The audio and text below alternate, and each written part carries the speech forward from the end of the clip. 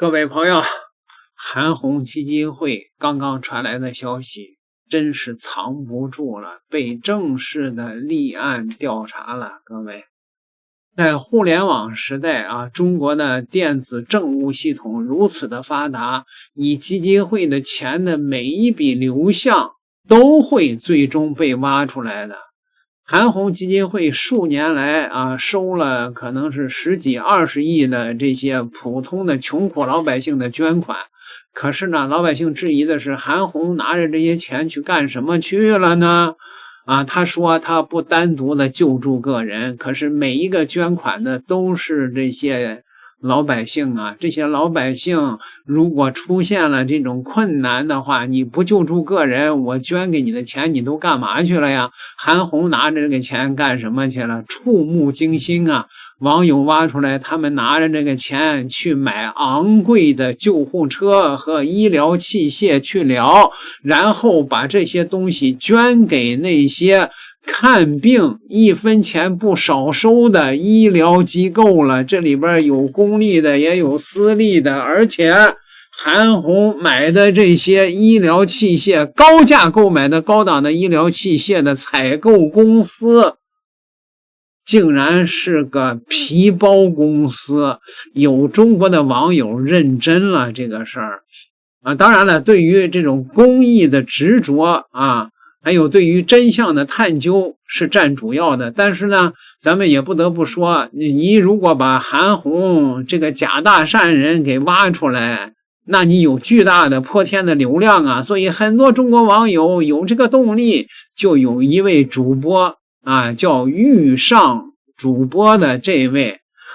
就是照着韓紅的這些公司就下手他是走遍了韓紅公司所在的全國各地他跑到了上海，去到了那個皮包公司的這個當地去暗訪，去找這個公司，你猜怎麼着採購額上6000萬，可能這個查出來也得上億的這麼一個高檔救護車改裝的汽車公司，竟然沒有辦公地點，是個皮包公司。你說這裡邊韓紅不知情嗎？這裡邊沒有貓膩嗎？網都在找一家公司，他偏偏人間蒸發了。哪家？愛心慈善基金會那6000萬救護車採購的供應商上海君毅汽車科技有限公司，實繳10萬，參保2人，註冊地址、通信地址都找不到，有博主實地去查了，根本沒這家公司。面對鋪天蓋地的質疑，他從頭到尾一句話沒說，沒澄清，沒聲明，就這麼消失了。今天不說複雜的，就說一個簡單的道理，愛心慈善基金會的錢是廣大粵捐人捐出來的，6000萬的救護車表面用的是基金會的錢，實則是千萬粵捐人眾籌出來的。說白了，這些捐款的人就是你的甲方，就是你的金主爸爸。現在甲方們有疑問了，花了6000萬，供應商到底是誰？難道你就不出來讓大家見見呢？6000萬的生意不是6萬60萬，是6000萬，這麼大一筆購車款，供應商連面都不敢露，你讓捐款的人怎麼想？換你做生意，大客戶問你供貨商靠不靠譜，你能說找不到人嗎？不能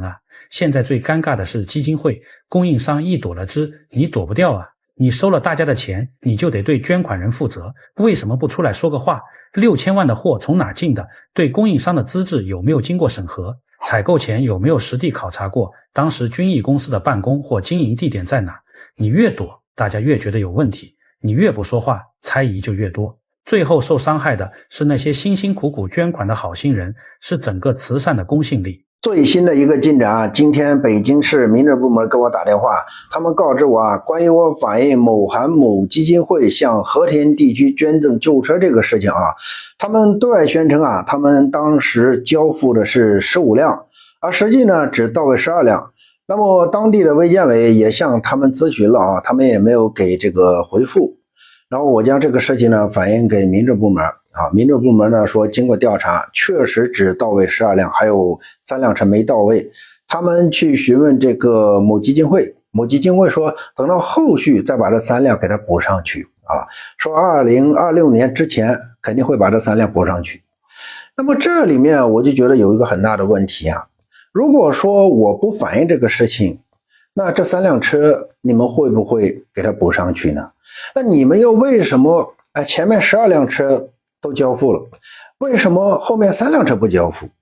你這是交付儀式啊！如果說你在交付儀式上你只交付12輛車，那你只能寫着12輛車，你又為何把那3輛車又加上去呢？寫15輛車呢？還有一個是關於我向某民政反映某基金會問題啊，然後某民政將我的電話給了某基金會，他們回復我說是因為這個某基金會熟悉業務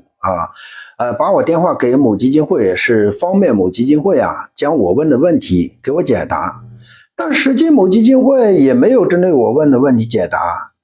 那麼我也說了，你們將我的電話給某基金會，這就是非法行為，他們也記錄了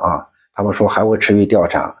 那第3個呢，關於我反映的其他問題他們依然呢還在調查當中咱們就等待後續。上海君逸汽車銷售的這個事情，當時市監局是跟我說15個工作日決定立案或者是不立案。目前来說呢還沒到大家要記住是工作日，他要除去節假日還有這個周末。目前呢說實話連10天估計都還沒到那估計得下個星期差不多會給一個答复吧大家如果說想第一时間知道的，你先把這个關注給我點上等到時候呢知道以後你再給我取關也行免得到時候我發出來然後作品又被他給投下架了，你又看不到，是不是還有這個2個醫療器械一個是山東力圖，還有一個是力圖石家莊，這2個名字一聽哎呀怎麼那麼相似然後呢下一步呢我也會針對這2個力圖進行這個反應。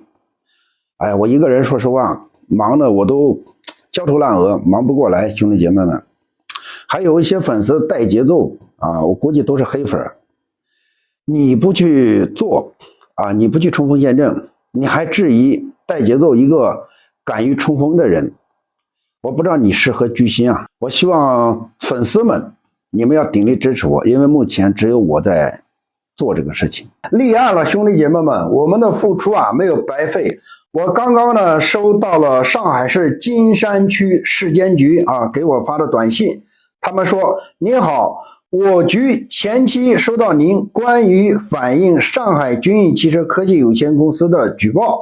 根據提供的線索和初步核查，依據市場監督管理行政處罰程序規定第18、第19條的相關規定，我局決定立案進行調查。那麼這個立案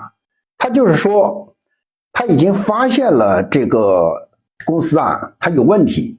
他不是受理，受理是有人反映然後這個單位他不知道這個人有沒有違法有沒有問題，然後只是一個受理那麼立案呢就是已經發現他確實有問題了符合法律程序立案，最終肯定是要給他處罰。那現在調查呢就是說調查他到底觸犯這個法律的一個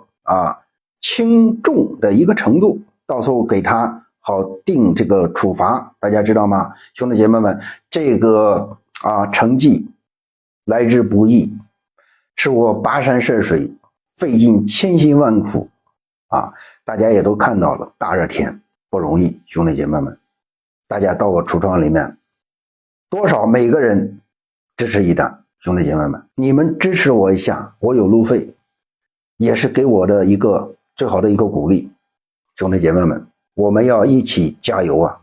來之不易。好消息兄弟們，加錄一條視頻，終於立案調查了，真的是有點激動這一刻所有的辛苦和付出全都沒有白費。遇上博主呢，剛剛正式收到了上海市金山區市場監督管理局的官方短信通知，針對上海君逸汽車科技有限公司的舉報，現已正式立案調查。很多兄弟姐妹可能分不清受理和立案的區別，這兩者差距太大了。單純的受理呢，只是監管部門呢收到了我們的舉報線索，這個時候呢，官方還沒有判定對方是否存在違法違規行為。只是单純的登記，接收我们的反馈，一切呢都是未知的。但是立案就完全不一样了啊！这是监管部门根据博主提供的所有線索，经過了前期的核查取证之后，依据市场监督管理局行政处罚程序规定第18条、第19条正式走的法律程序。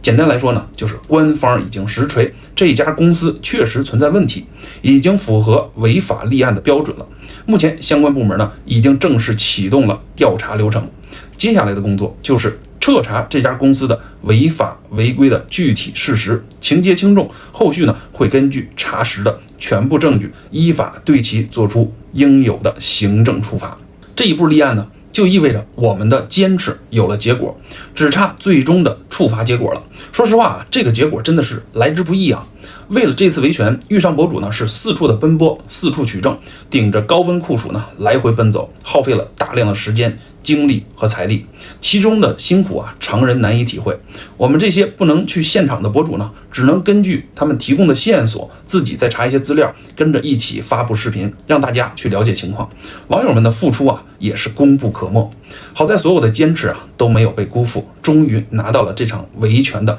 階段性勝利。相信後續其他幾家空殼公司呢，也應該會被立案調查。我們期待那一天吧。這世界上的事兒，怕就怕認真二字，何況在這個中國的電子政務如此發達的今天，各位，讓你們說韓大善人這回能跑得了嗎？點個訂閱，咱們下集再聊。